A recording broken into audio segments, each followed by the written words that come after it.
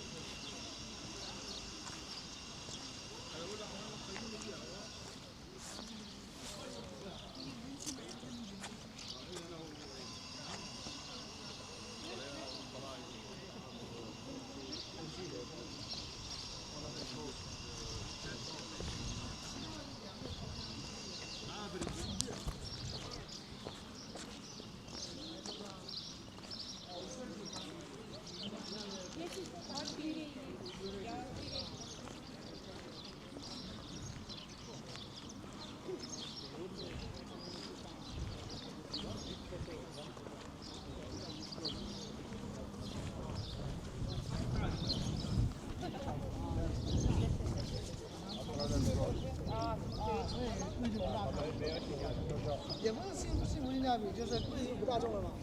啊，不是坦桑尼亚挺久的吗？而是津巴布韦革新的。没有也贵。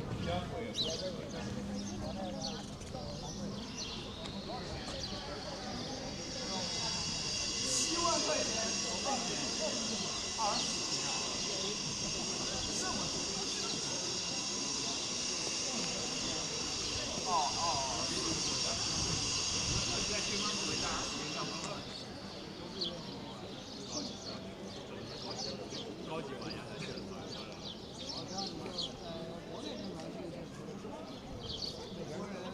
美国人要在美国跟团。